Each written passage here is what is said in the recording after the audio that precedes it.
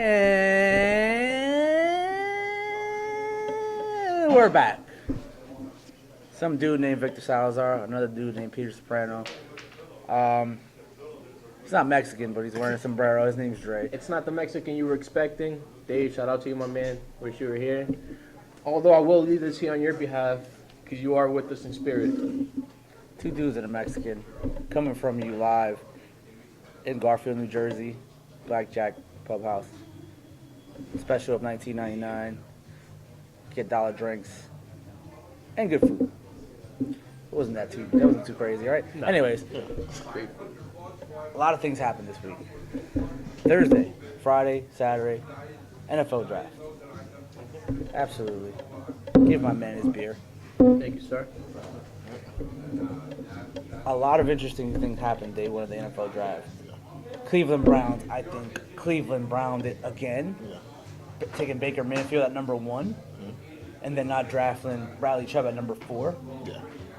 What are your thoughts on what Cleveland did? I think Cleveland actually got good players, but see, it's one of those drafts where Cleveland had so many picks that were high that they almost couldn't fail. So they got good players, like, for example, at number 4, Denzel Ward is by most people the number 1 cornerback in the draft. So they got good there. However, they could have had somebody better than Bradley Chubb, in my opinion. You can't beat pass rushers. You can never have enough pass rushers. At number 1, they decided to go with Baker Mayfield, top 4 quarterback in the draft. A lot of people say the most accurate player in the draft. I thought Sam Darnold would have been better for them. He's younger. He's only 20 years old. He makes throws that nobody else in the draft can make. So I think you have him sit for a year behind Tyrod Taylor. He would have been perfect to be your starter a year from now. So I thought they had good players. They had got good players, but I thought they could have did better. What'd you think of the Giants? What position did that leave the rest of the draft when they took Baker Mayfield? And you know, I was there at the New York Giants draft party, and everyone in that arena said, you know, we want Saquon Barkley, but I think the Giants are going to go quarterback here and then Sam Darnold. Mm-hmm. And then when the pick went off, I wanted Saquon Barkley. I said it last week. I wanted Saquon Barkley. Yeah. If Dave Gettleman really thinks that Eli has 2 years left, then why not go Saquon Barkley? Mm-hmm. But in your opinion, did the Giants leave a franchise quarterback on the table by taking a running back here? I think they did. I personally would have went with him. However, listen, the Giants are still trying to be a win-now team. They have a win-now defense. They have a win-now on offense. Eli Manning, even though he made 37 years old, he still has a couple good years in him, in my opinion, also. So if you're going to keep him for 2 years, you're not going to draft somebody number 2 and keep him on the bench for 2 years. That means you're on a rebuilding stage. I think they can still win now. And if you look at their team right now, where you have a quarterback in Eli Manning, you have a great running back now in Saquon Barkley, you have wide receivers in Sterling Shepard as well as Odell Beckham Jr. Say OBJ's fine. Yeah. You have another pretty much wide receiver, even though he's a tight end, and Evan Ingram. Yeah. And you completely revamped the offensive line because from the 5 people you had starting on the offensive line last year, not one of them looks like they're going to be starting this year. So you completely revamped the offensive line. They have potential to be a really good offense. And you put that with the defense that was a top 10 defense just 2 years ago. And even though you did lose JPP, you drafted a couple good defensive players this year. So I think that they could be they could be one of those teams that surprise a lot of people and could be definitely a playoff team. And once you make the playoffs, that's all you ask for because you can surprise anybody. It doesn't matter when you make the playoffs. Everybody's 0-0 in the playoffs. I think the biggest winner in this draft is the New York Jets. Yeah. I can ask you guys a question real quick. Absolutely. The fact that you brought up the Jets, do you think that because of the Browns' mistakes and most people's eyes drafting Baker Mayfield, do you think the Jets got a steal with Sam Darnold? Well, that's what I was alluding to. I think the Jets absolutely won the first round of the draft. I mean, they traded up. They gave up a couple second rounders, you know, and you know, but they haven't had a quarterback that they could probably truly key on since Broadway Joe. And that's in the 70s. I mean, Mark Sanchez took him to 2 AFC Championship games, but Mark Sanchez wasn't him. Right. And then, you know, Chad Pennington, I like Chad Pennington a lot, but, you know, he's never had the strong arm. You know, he's always a check down guy. He's always, 10, 12-yard guy. But he's tough as hell. I love Chad Pennington. He's great. He's a really good quarterback. But I think they stole this draft. Yeah. Like they were thinking, listen, if Cleveland takes Darnold, Giants either trade down, they take Barkley or they take Rosen, then we still get Baker Mayfield or we still get Josh Allen. Right. And they ended up with what people are saying is the best quarterback in this draft class. Yeah. And to me, both the Giants and the Jets did well on Thursday. Yeah, kudos to And, them. and I think New York sports fans would agree. Giants taking Barkley, I mean, that stadium was crazy. Yeah, we got Barkley. That stadium wasn't crazy because they just got Barkley because it was half Giants and Jet fans. Because Jet fans knew, holy shit, Sam Darnold is available. Yeah. And they were like, yeah, I'm happy you guys got Barkley. Christmas came early. Christmas came early. Yeah, so it doesn't matter, in my opinion, which New York team you're supported for. Well, I think we could all agree on that. If you're a New York fan, you're a pretty happy fan right now. I agree. Yeah. I mean, I think it couldn't have gotten any better for either team. I think they both did well in the first round. But I want to talk about your team, the Titans, because here's the thing. This is a show. We all have favorites, and we're gonna talk about Titans. That's his favorite team. So Yeah. fucking go. Yeah. So the Titans, first of all, didn't make one pick that was actually our own until the last pick at 199. So they were very active, moving up and down. First round, they traded up, got somebody who I wanted. Of all the people in the first round, I thought this was the perfect guy for the Titans, which was Rashawn Evans, the middle linebacker from Alabama. He's the guy who now could be. He's not the UFC guy. No, he's not. No, not Rashawn. Rashawn. With that. So, this guy is a tackling machine. He's a blitzing linebacker at inside linebacker. And with them losing Avery Williamson to the Jets in all season, they had a hole at inside linebacker. He's the perfect person to put in there. He's a growing guy in coverage to where he could be a 3-down linebacker. It was the perfect guy. If you love defense, this was the guy to get because now he could be the future captain of that defense. So I love that. Then they came back in the second round and they traded away their third-round pick to move way up in the second round to get somebody who most people consider the second best pass rusher in the draft, maybe the third best, and Harold Landry. Harold Landry went to Florida State, 6'5", 252 pounds. He's a guy who can get to the quarterback. His last full year when he was completely healthy in 2016, he had 16 and a half sacks. So he's a guy that he can get to the quarterback, and we need athleticism at that position. We need edge rushers because all we have is Brian Orakpo, who's 32 now, and Derek Morgan, who's 29, but he's not really a stud pass rusher. He's just a solid pass rusher. So we needed that. I'll pose this question to you. What do you think of the Martavius Bryant trade, being a Steelers fan? I was all right with it. I think overall with the picks that we ended up getting, given up Martavius Bryant, he had a great last season. Now we all know that he had issues with the suspension. I think he was already on his way out. He left in good spirits. Again, even though we came up short last season, I think he put a hell of a fight last season, and he did great. All Steelers fans shouldn't be mad. If anything, we should be appreciative that he was loyal to us and didn't leave mid-season or do irresponsible things to get suspended again, though. So my hat's off to him. Good luck to him. He's going to do well, in my opinion, in Oakland. But let me ask you guys a question. You guys are the gurus. How do you think the Steelers did? Obviously, you guys follow college football way more than I do. How do you think they did with the drafts, picking up Mason Rudolph and James Washington and guys like that? Well, I thought Mason Rudolph was a good pick. Yeah. I thought he definitely was end of first round, start of second round talent.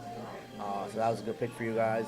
I honestly thought if he was there or Lamar Jackson was there for the Giants, I thought the Giants would have definitely selected him in the second round. I thought you guys did well. I wouldn't say it was A+.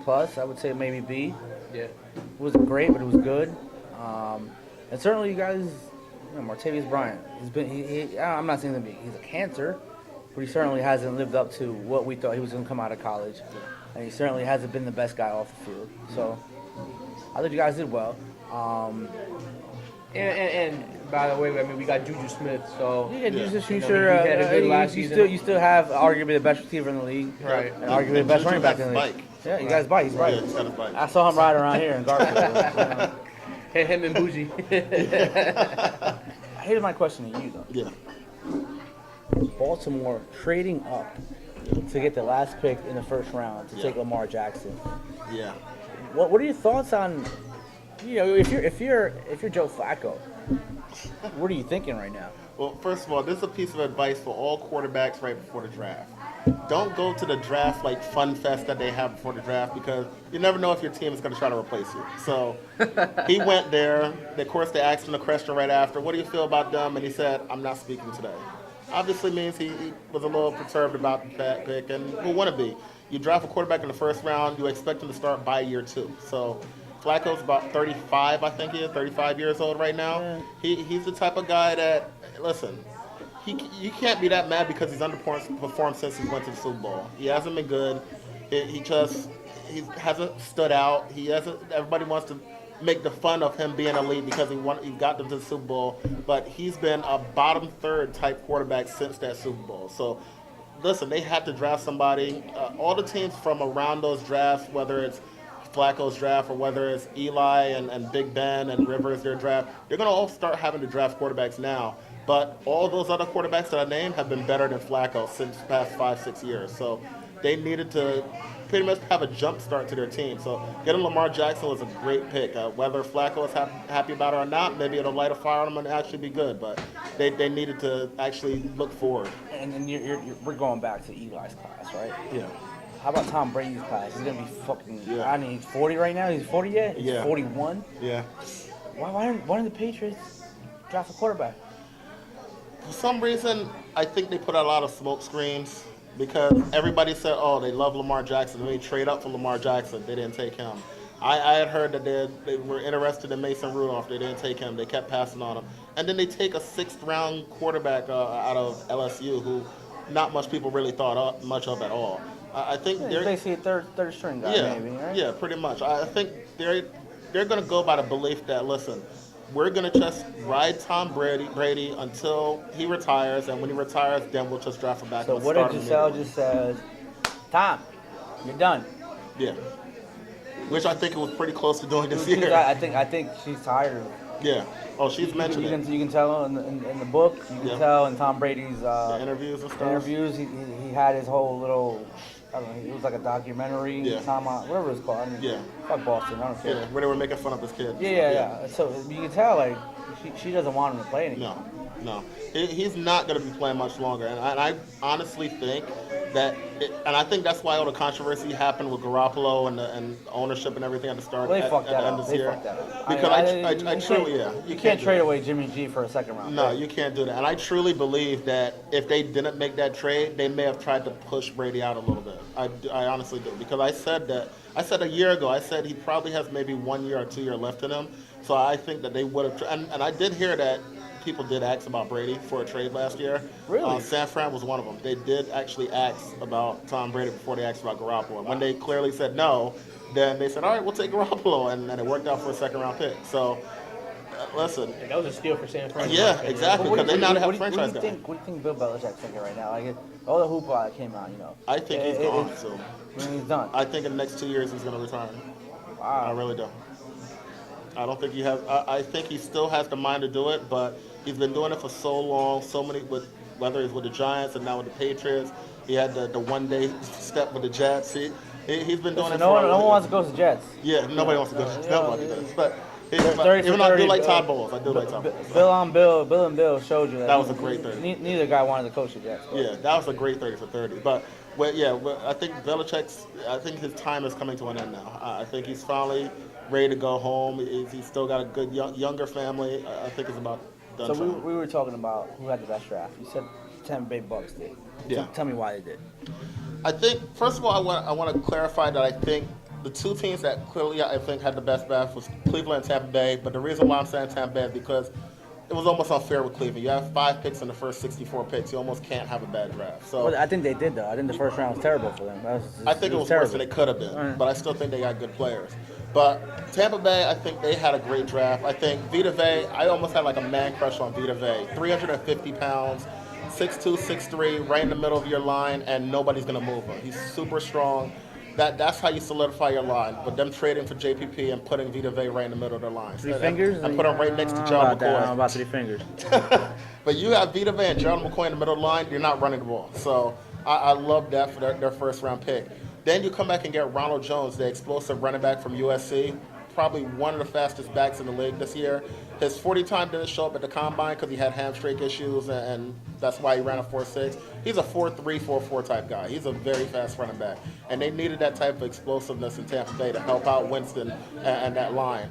And then you go and draft 2 cornerbacks, which I thought they should have drafted a safety instead of 2 cornerbacks, but they still got MJ Stewart as 1 cornerback. And then you came later and still got a safety in Jordan Whitehead, who's a center fielder from Pittsburgh. So I think when it's all said and done, they got about 5 quality guys that could actually be starters within the next 2 years. All right, so I would pose this is the most important question tonight.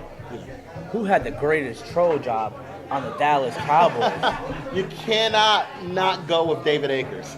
David Akers was awesome. He went out there and said, yes, this is the NFC East Chance Eagles. This is the NFC Chance Eagles. This is the world champion Eagles. And then he made a joke on the Cowboys saying that the last time you won a Super Bowl, these kids that are being drafted weren't even born. Like, you can't be better than him. And he just yelled at that. You could have heard all the boos just yelling from the crowd. Like, he definitely, there was a lot of good ones. Like, you have Mike Vick going up there was my favorite and saying, listen, like the Mike Vick? never forget, I never lost to Dallas. Oh man, everybody was giving it to the Cowboys. Yeah, it was awesome. everybody. Because they're a joke organization. Right? You even had the I love you guys, man. How many playoff games they won? They won what? 2 playoff games in the last 20 years? Yeah. None, pretty much. No, they won that. Well, since the Romo, they never won any. Right. They pretty much haven't won any. But look, they just got killed from every angle. Even the dude from Green Bay, the older guy that said I played in the Ice Bowl, said I want to say hi to all my friends that I haven't seen since the Ice Bowl. Like every shot, every angle they came at. I'm just kidding, Dallas. I like Zeke. It's all love. If the draft I was like at him on my Giant, fantasy team. I like Zeke. if the draft was in the Giant Stadium, I'm sure Y'all should have kept Dez though. I like Zeke. I like That's caught I like Sean Lee when he's healthy. Yeah, Sean Lee's good. And I like Sean your Lee's offensive line, but good. Yeah. fuck yourself. And they had a good Go draft fuck too. yourself. They drafted 4 good players. They got the middle linebacker from Boise State, so they got some good players. I didn't know It's it was a just- reach, but it's all right. Yeah, but they need safeties. I'm telling you right now, the Dallas Cowboys are going to get beat deep a lot this year. 'Cause All right, so, they need 2 of them. So I'm gonna end this right now. This is who's the best player in the draft to you? The draft to me,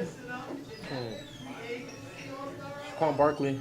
I think Saquon Barkley is the best player in the draft. Yeah. I actually do. I think so. Yeah, I agree. So Saquon Barkley is the best player in the draft, and we got him. New York Giants, whatever. But what happened today? LeBron James over here crying, Bitch. taking a dump because he's cramping. I mean, they won. Barely. Because of Kevin Love. Because of Kevin Love. Game 7, the Cavs won. They play. They now go to they go to the North. We the North. Well, the only North I know is in Game of Thrones, where the Starks are from, Winterfell. But they go play a team that, yeah, they might have beat the number 1 seed, but every time the Toronto Raptors play the Cleveland Cavaliers, they lose. Yeah. Right. What's different this time? Do you think there's a difference? I don't. I think LeBron's gonna steamroll them. It's possible. I mean, it's possible that it could be a difference, though. But I just felt like the Cleveland as an organization, this whole year, it's been a little shaky. So It's been really shaky. It's been very shaky. You got Kyrie Irving leaving. You have a lot of things going on that it's inevitable, and it's obvious that there's a lot of people that might be leaving Cleveland after this season. Well, just one in particular. Well, yeah. So. And if he stays, everybody else will be leaving. Probably. Exactly. So if you think about it, I think if there's a time, I think now's the time that the Raptors can capitalize on something like that, and potentially shock the world, and even shock Cleveland by eliminating them. Right. I think. And by the way, the betting odds, the Raptors are a favorite to win. Are they? Yeah, they are. Really? I'm betting the Cavs. Right? I'm betting the Cavs right now. I hate the Cavs, and I'm betting the Cavs. So, if you guys Listen, man. Every game. if you guys are gamblers, safe gambles, but I think that's a pretty good bet to look into. Every game I've seen this year when Toronto played the Cleveland Cavaliers, it's Toronto. Yeah, give me one too. It's Toronto thinking they belong, and then LeBron says you don't belong. Yeah. And I think it's the same thing's gonna happen, right? Listen, I don't think the Cavs are gonna win the East. Like I told you guys last week, I think the Sixers are gonna beat them. But I think it's gonna be funny next week because listen, I don't like LeBron. Like, I'm not a fan. I mean, he's a really great player. He's a great player. Great player. No, take nothing away from him. But you can't compare him to, you can't compare him to Jordan. And even comparing him to Kobe, maybe. Yeah. Because, he had bloody fucking right eye. And he's like, I'm done. I'm not playing. Yeah. That game 6.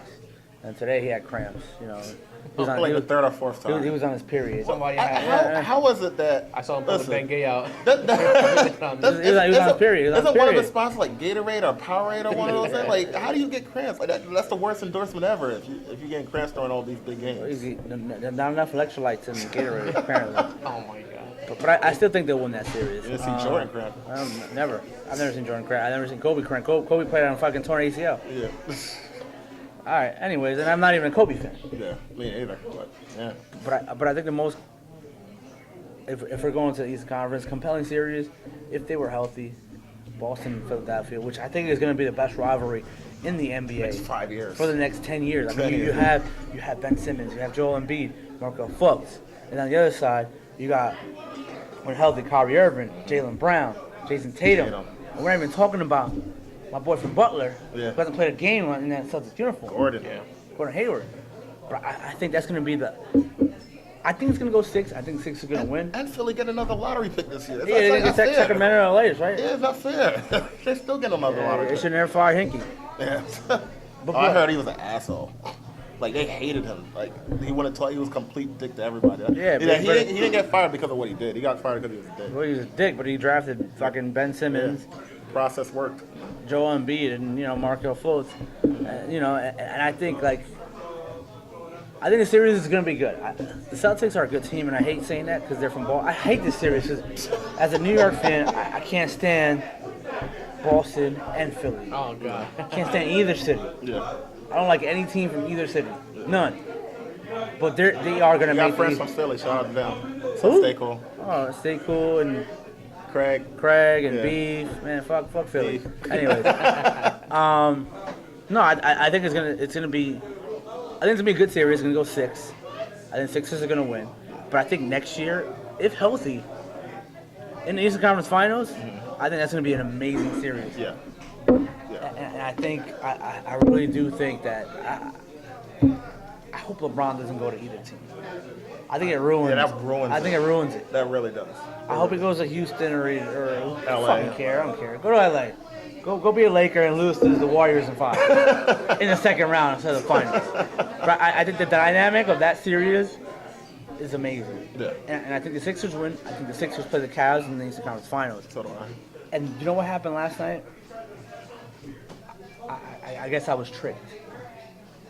I thought the Pelicans had a shot without Steph being there. They got destroyed without Steph. Destroyed. I was surprised by that. I'm not gonna lie. Destroyed. I wasn't. Yeah, I mean, me personally, I thought Golden State was gonna win Game 1, but to win in the fashion that they did without Steph Curry, it just shows you the caliber that Golden State of a team that they are.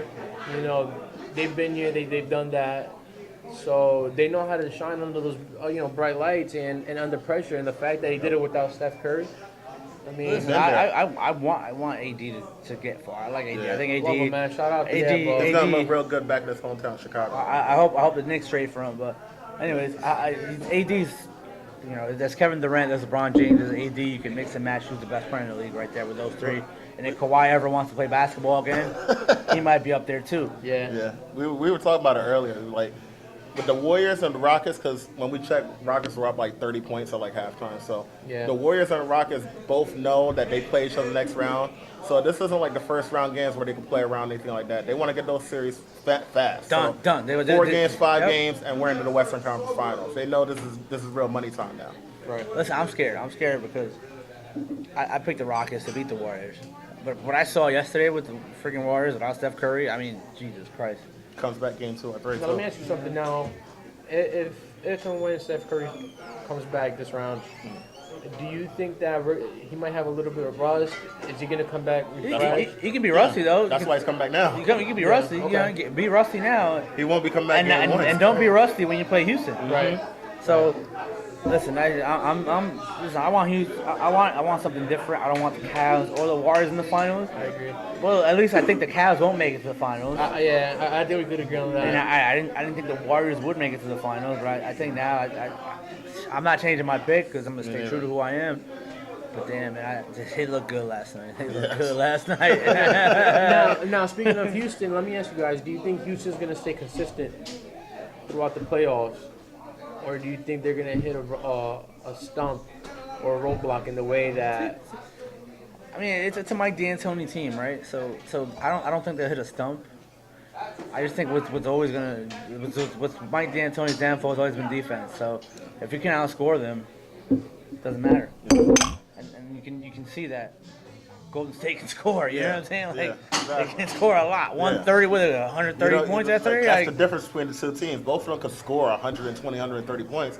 It's just Golden State actually can play defense at times. When they want to. When they want to. But I mean, listen, I think it's been a compelling playoffs in the East at least. Yeah. You know, Game 7 today was with the Pacers. Boston, Milwaukee yesterday, and then Toronto went 6 with Washington. So Yeah. I mean, it's been in the East has been a lot of people talk shit about the East, but I think the East is fun. Yeah, I think the East is fun, dude. I admit it before the playoffs. I said Indiana versus Cleveland was going to be the worst series, and it went 7. So 7. Yeah, dude. it did. I was shocked, even though And even Game 7 was close. Game 7 was close. So Everything. now Toronto gets to prove themselves, see if they're actually a true number 1 seed. They won't. They won't. I don't think They won't. But anyways, aside from that, I just thought I think the NBA playoffs have been really good. Yeah. Last year they weren't because Yeah, we kind of knew it was going to be Golden State and Cleveland when the season started. Yeah. And that's what happened. And now there's that dynamic of you don't know if it's Golden State or Cleveland. Yeah.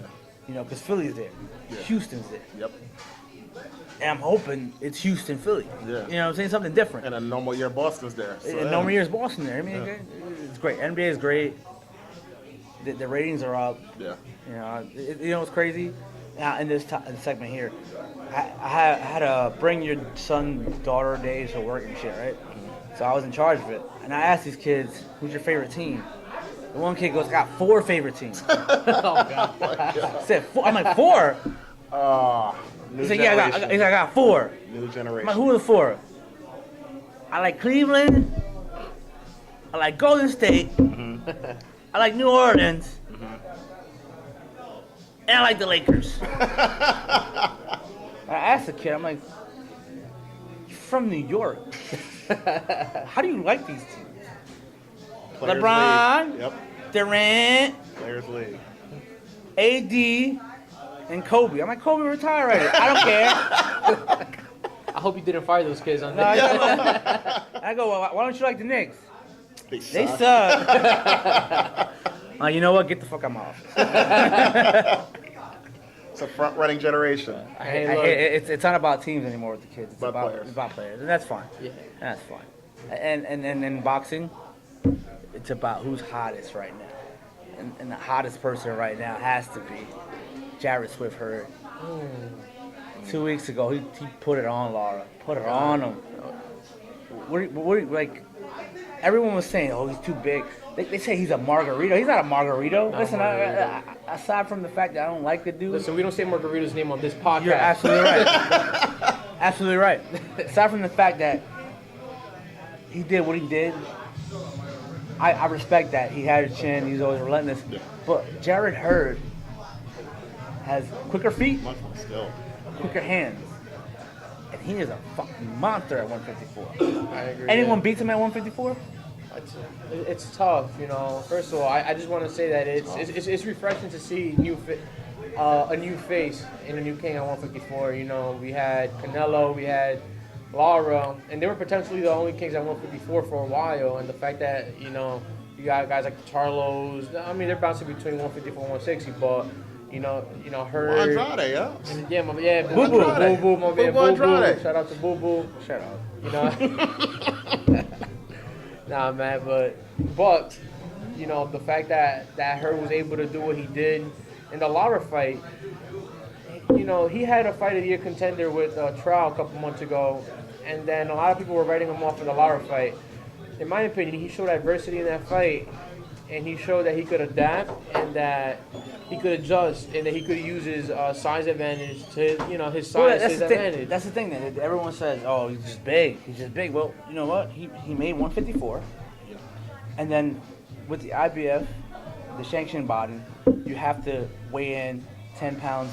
You can't weigh in more. You can't weigh in more than 10 pounds on the morning of the fight. So he weighed 164 at whatever 8, 9, 10 a.m. Yeah. So shut the fuck up. Yeah, no. All right. Weighed in clearly with both. Yeah, It's a struggle. he followed the rules. and, Follow rules. What do you want him to do?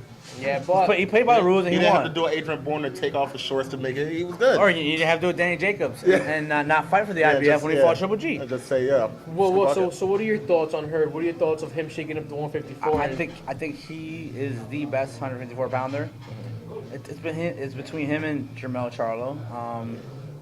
I love the Charlos. I love those Yeah. guys. I mean, these guys I are do. talking shit, taking names. Don't matter who it is. You know what I'm saying? But like, are they gonna make that fight this year? I don't think so. Because I don't think either guy wants to fight each other yet. Just because there's money to be made fighting other guys. So I think Herd's gonna have to fight Lara again because WA sucks. Yeah. WA issued an immediate rematch. I don't know why. Is that gonna I happen? thought it was, it's gonna happen. I thought it was clear that fucking Herb beat the shit out of Lara. And then, no disrespect to Lara. Lara fought a good fight. He did. He did. You know, but he lost. Yeah, I don't know, it was 8-4. It was 8-4 fight for me, and a knockdown at the end. yeah, Right? 8-4 fight. yeah. He won. Right? Fair So, Jermell, he fought. He whipped Hugo Centeno's ass last week. Fine. But I just think it's going to be separated. They're going to separate each other for a year. And to me, it's okay because that's just boxing. I know boxing. Big fights don't happen when you want them to. Right. But the real issue here is Dom Ali's going to fight next week. Or in 2 weeks, I'm sorry. 2 weeks. These guys, that's the one title they don't have, right? Because, Jared Hurd's at the IBF. Right, I think yeah. at the WC. Jared, Yeah, and then Hurd's got the other belt. Yeah. has the WBA. No, I think Hurd has the WBA, Yeah. IBF. IBF. Okay. Jermell has the WBC. WC. And then Saddam Ali has the WBO. WBO. Because he beat Cotto. So I think that there's an issue there. These guys fight on PBC, and the other guy fights on HBO. Right. But the best fight to make at 154 is Charlo and Hurd. Yeah. Not even close. And it won't happen this year. You They know, won't and have speaking of Saddam Ali kind of reminds me of the Jeff Horn at 147, where he was put in a fight which he wasn't supposed to win, And he won. and he won. And I like that because. And I don't want to sound. He's got a tough fight. He's got a tough and fight don't with get me Jamie wrong. Munguia. Yeah. Listen, Munguia is Yeah. a great replacement for Liam Beefy Smith. Much He better. wasn't a great replacement for Canelo. Definitely not. But he's got a tough fight ahead of him. He got a tough fight ahead of him. Who do you have if that happens with Hurd and Charles? Oh, I heard, man. I know it's a long time away from now. I'm all in on Hurd, man. That guy's Really? Yeah, I am. I love that dude. That's tough. What do you think, Pete? That's a really tough I love one. that dude. I love that dude. I love Hurd, man. That guy's. If it happens, see, this is the problem. It's going to happen probably in a year. If it happened right now, I would say Hurd. I think Charlo has a chance to get even better a year from now. What's gonna happen next year, then? That's why I said it's very hard to pick it a year from now. But What do you think? What do you think? I mean, you like these guys. You like both of them, Yeah, right? yeah, I do both too. of them. I do too. Yeah, I do yeah. too. Look, I'm a huge fan of both of them.